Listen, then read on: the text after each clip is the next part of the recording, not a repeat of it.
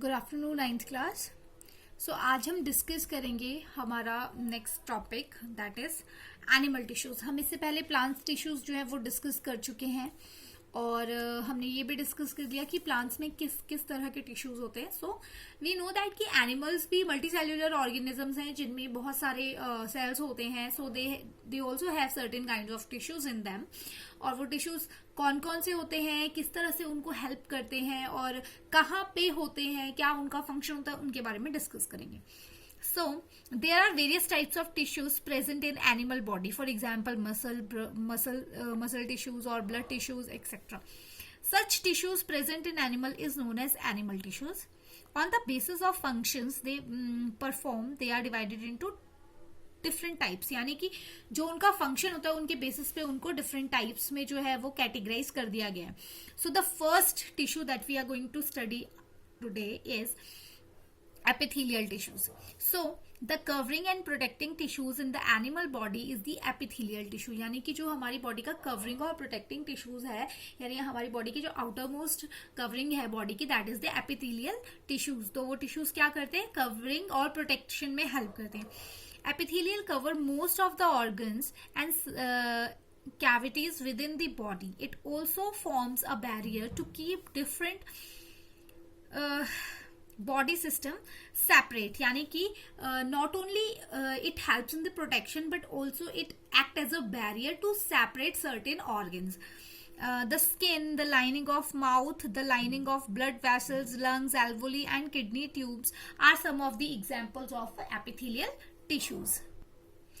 The epithelial tissues are tightly packed and forms a continuous sheath. They have only small amount of cementing material between them and almost no intercellular spaces. Since ये जो epithelial tissues होते हैं ये बहुत ज्यादा tightly एक दूसरे के साथ packed होते हैं, इसलिए इनके बीच में intercellular space बिल्कुल भी नहीं होता है। The permeability of the cell. Now what the term permeability is here? Permeability का मतलब होता है कि अगर कोई भी जो सब्सटेंस है, यानी कोई भी, सिंस वी नो दैट कि जो टिश्यूज क्या बना रहे हैं, एक वॉल बना रहे हैं, तो ये वॉल क्या करती है, कुछ एक चीजों को अपने थ्रू क्रॉस होने देती है। तो वो जो प्रोसेस होती है जिसमें उसके थ्रू या उस किसी भी शीट के थ्रू कुछ चीजें क्रॉस इंटरचेंज हो सकती है, क्रॉस कर सकती है, उसको परमिएबिलिटी कहते हैं। अगर कोई चीज अपने थ्रू किसी भी सब्सटेंस को क्रॉस होने देती है तो हम उसे कहते हैं कि वो परमिएबल है, यानी कि उसके थ्रू चीजें इधर उधर ट्रांसफर हो सकती हैं। ठीक है, अगर अपने थ्रू वो किसी भी चीज को ट्रांसफर नहीं होने दे रहे तो वो इम्परमिएबल है। ठीक है, सो सिंस ये जो टिश्यूज होते हैं ये परमिएबल होते हैं, मतलब कुछ एक सब्सटेंसेस को अपने through in and out move करने देते हैं।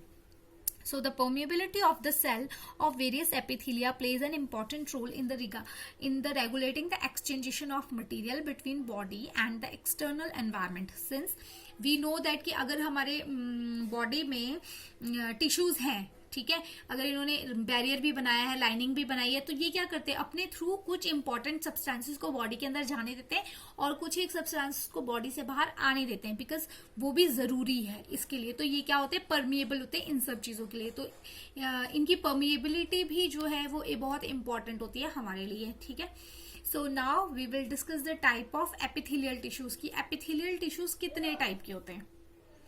So the first type of epithelial tissue is squamous epithelial tissue. Squamous epithelial cells are extremely thin and flat and form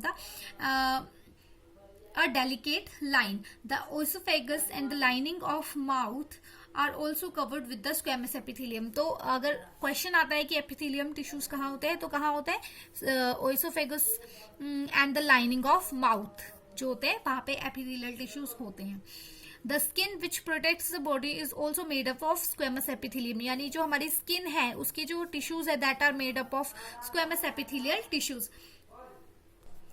Skin epithelial cells are arranged in many layers to prevent wear and tear. यानी कि हमारी जो skin है वो बहुत सारी layers of epithelial tissues से बनी होती है, so that it can protect the organs or the inner membranes of our body.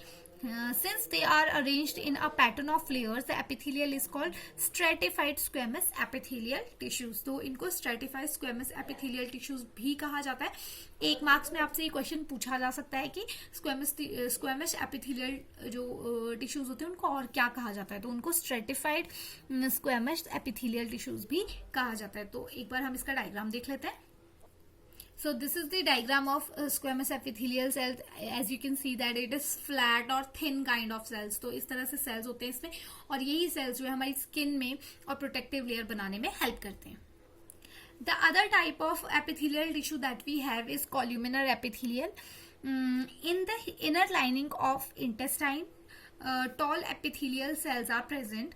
सो ये जो कॉल्यूमिनर एपिथेलियम होता है वो हमारे इनर लाइनिंग ऑफ इंटेस्टाइन में भी प्रेजेंट होते हैं. The columnar epithelium facilitates the movement across the epithelial barriers. यानी ये जो मूवमेंट होती है उसको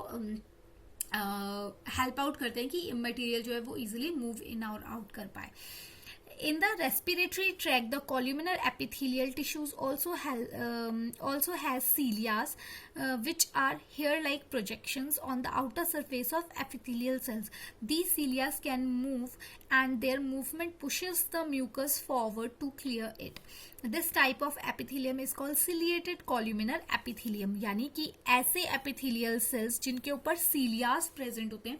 सीलियास क्या होता है? हेयर लाइक स्ट्रक्चर्स होते हैं, उनको बोलते हैं. फॉर एग्जाम्पल जैसे कि मान लो ये आपके सेल्स प्रेजेंट है, ये सेल्स हैं, ठीक है, ये आपके सेल्स है, तो इनके ऊपर ना इस तरह से हेयर लाइक स्ट्रक्चर प्रेजेंट होंगे. ये जो हेयर लाइक स्ट्रक्चर्स होते हैं इनको हम सीलिया बोलते हैं. ठीक है, तो ये जो सीलिया होता है, ये सीलिया क्या करता है? मूव करते हैं. हेयर लाइक जैसे हमारे बाल होते हैं वो मूव करते हैं, वैसे ये हेयर लाइक स्ट्रक्चर ये मूव करते हैं. और जब ये मूव करेंगे तो ये जो म्यूकस जो होता है उसकी मूवमेंट में हेल्प करते हैं. तो इस तरह के सेल्स, एपिथेलियल सेल्स जिनके ऊपर सीलियास प्रेजेंट होते हैं, उनको हम सिलिएटेड कॉल्यूमिनर एपिथेलियल सेल्स जो है वो कहते हैं. Here you can see the diagram of columnar epithelial cells and आप अपनी बुक में इस डायग्राम को ज़्यादा क्लियरली देख पाएंगे and then you find out कि किस तरह के जो ये सेल्स ये होते हैं. ठीक है, सो जब इनके ऊपर सीलियास होते हैं, छोटे छोटे हेयर लाइक स्ट्रक्चर्स होते हैं, तो उनको ciliated epithelial columnar epithelial cells जो है वो कहा जाता है. The third type of cell that we have is cuboidal epithelial cells.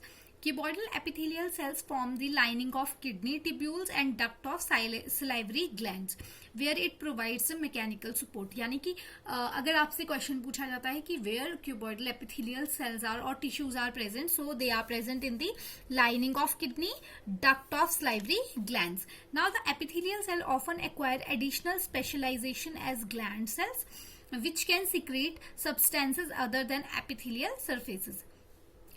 Substances at the epithelial surfaces. यानी एपिथेलियल, कुछ एक एपिथेलियल सेल्स ऐसे भी होते हैं जो ग्लैंड्स की तरह एक्ट करते हैं. और ग्लैंड्स क्या होती है? हमारी बॉडी में कुछ एक ऑर्गन्स होते हैं जो कि क्या करते हैं? कोई सिक्रीशन सिक्रीट करते हैं. जैसे हमारे माउथ में होते हैं सलाइवरी ग्लैंड. ठीक है, तो सलाइवरी ग्लैंड्स क्या करती है? सलाइवा जो है वो सिक्रीट करती है. तो इसी तरह से ये एपिथेलियल सेल्स होते हैं जो कि कुछ एक ग्लैंड्स बन जाते हैं और वो लाइक सिक्रीशन जो है वो सिक्रीट करते हैं अपनी.